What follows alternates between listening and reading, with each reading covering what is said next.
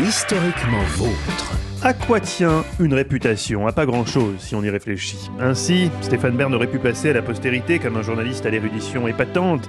Seulement voilà, un jour durant le quiz, alors qu'il était mené 3-0, il a commis l'irréparable, proposé à Clémentine de l'argent pour qu'elle perde, en lui susurrant honteusement « Ça sera coupé au montage, t'inquiète. » Hélas pour lui, rien dans notre émission n'est jamais vraiment coupé au montage.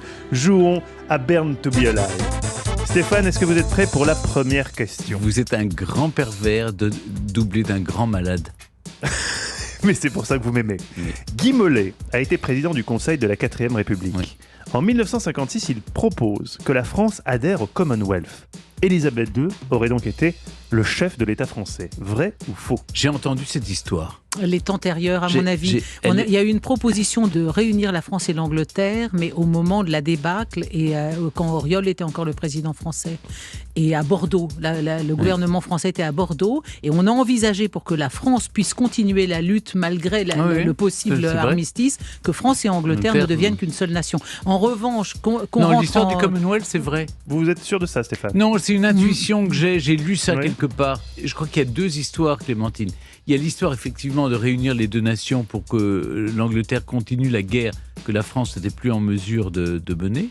Mais il y a aussi une histoire qu'on a proposée que la France adhère au Commonwealth. Mais c'était pas sérieux ce projet. Enfin, le projet a pu être dans l'air, mais c'est comme faire piloter des missiles par des pigeons, si vous voulez. Je ne vous parle pas de projet en l'air. Je vous demande, Stéphane, si Guy Mollet, président du Conseil de la 4ème République, a proposé en 1956 que la France adhère au Commonwealth, ce qui aurait fait d'Élisabeth II chef de l'État français. 56, c'est Suez. Qu'est-ce qu'on ferait aller rejoindre le Commonwealth C'est Suez. Alors qu'on est en train de se...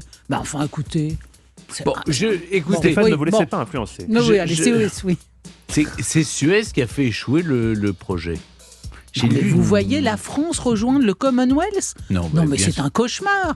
Alors non, mais vous énervez pas. Je vous demande pas de commenter. C'est une réalité historique. Bon, allez Stéphane, écoutez votre instinct. Je crois qu'il y a eu un projet et qu'en 1956, la guerre de Suez a fait couler a fait couler au fond du canal. A torpillé complètement au fond du canal ce projet. Donc je dirais, écoutez, je me vautrerai en public, mais je dirais oui. Vous avez gagné.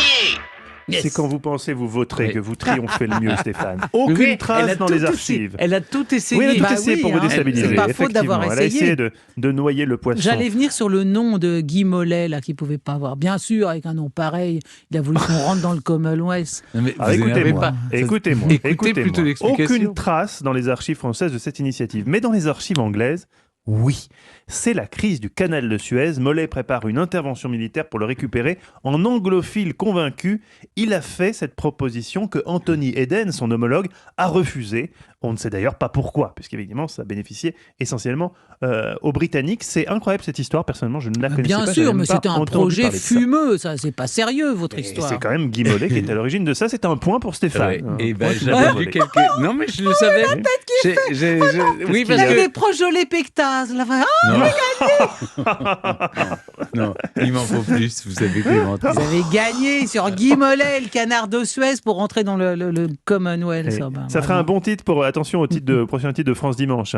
Épectase pour Stéphane Bern avec Guy Mollet. C'est mieux une épectase qu'un œuf mollet. Vous avez vu dans quel état le canal de Suez, il était complètement bouché il n'y a pas si longtemps. Alors, ça fait déjà 10 minutes que ce quiz a commencé, nous n'avons fait qu'une seule question. Nous allons maintenant passer à la deuxième question, Clémentine, si vous voulez bien. Maria Oktyabskaya a été la première femme à conduire un char russe pendant la Seconde Guerre mondiale. Ayant appris la mort de son mari, folle de rage, elle vend sa maison et tout ce qu'elle possède, elle achète un char, apprend à le conduire en 5 mois seulement et elle part au front. Vrai ou faux ? Oui, ça c'est tout à fait possible. On a déjà évoqué les sorcières de la nuit qui étaient ce régiment, ce bataillon de femmes pilotes. Donc qu'une femme ait pu s'acheter un char d'assaut, c'est ça que je trouve bizarre. Parce qu'à l'époque, on lui aurait dit, des chars d'assaut, on n'avait pas... Attention, c'est oui ou c'est non. C'est à prendre ou à laisser. Elle aurait vendu sa maison pour acheter un char d'assaut. Ayant appris la mort de son mari, folle de rage, elle vend sa maison et tout ce qu'elle possède, achète un char, apprend à le conduire. et part au front. Il ne faut pas 5 mois pour apprendre à conduire un char, c'est ça qui était étrange dans votre histoire. Et ça serait une superbe histoire d'amour, et donc je ne la connais pas. Voilà, moi qui suis une amie de l'amour et de l'armée française et soviétique. Qui vont si bien ensemble. On dirait les actualités des années 30 quand vous parlez. C'est incroyable.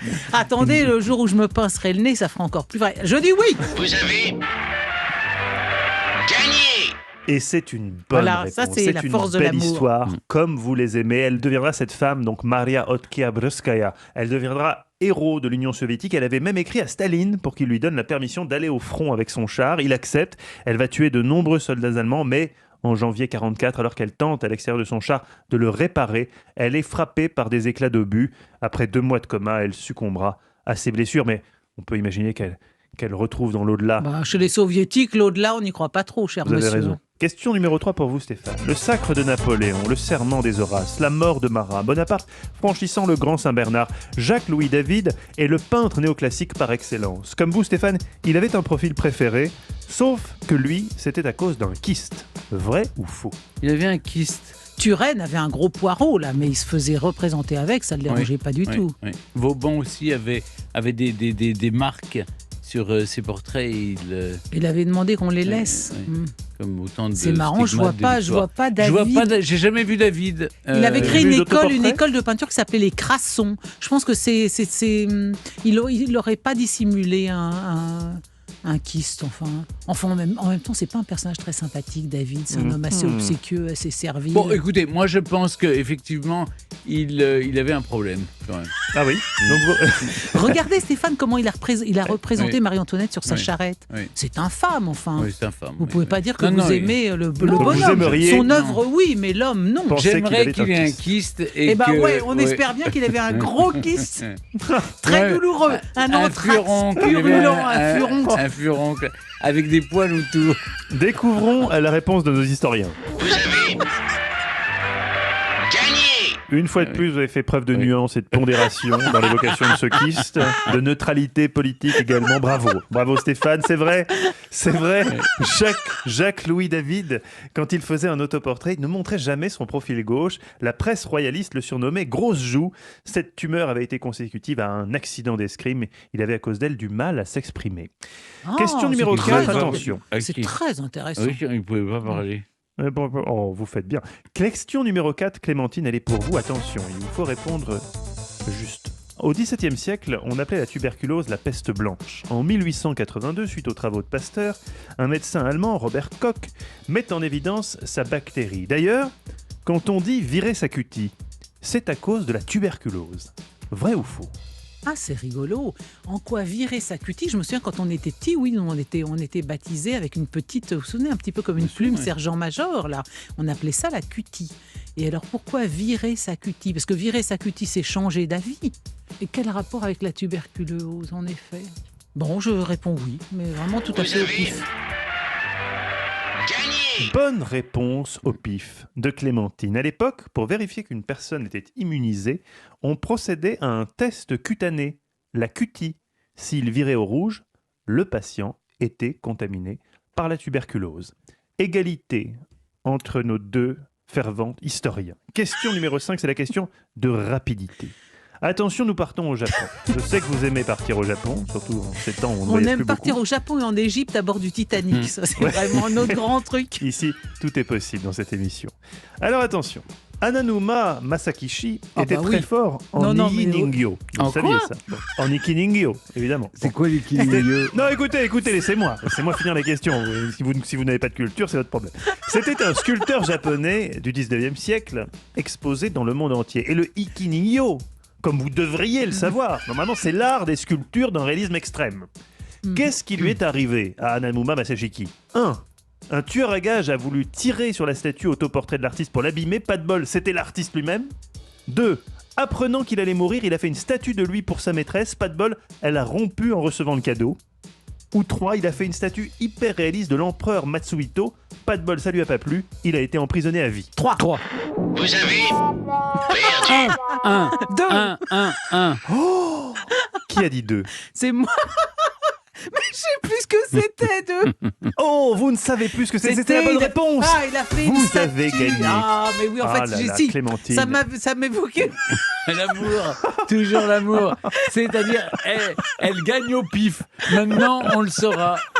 Clémentine, elle gagne au pif. Voilà.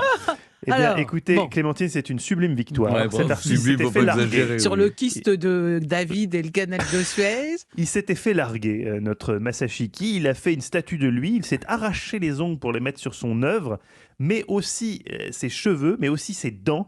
En voyant, non pas la statue, mais en voyant l'artiste, sa femme l'a quitté. Il est mort 10 ans plus tard dans une extrême pauvreté. La statue est composée de 5000 éléments de bois parfaitement assemblés, sans irrégularité, même à la loupe. On peut la voir aujourd'hui à Amsterdam. Je vous invite à la découvrir. Nous irons ensemble. Bravo Clémentine.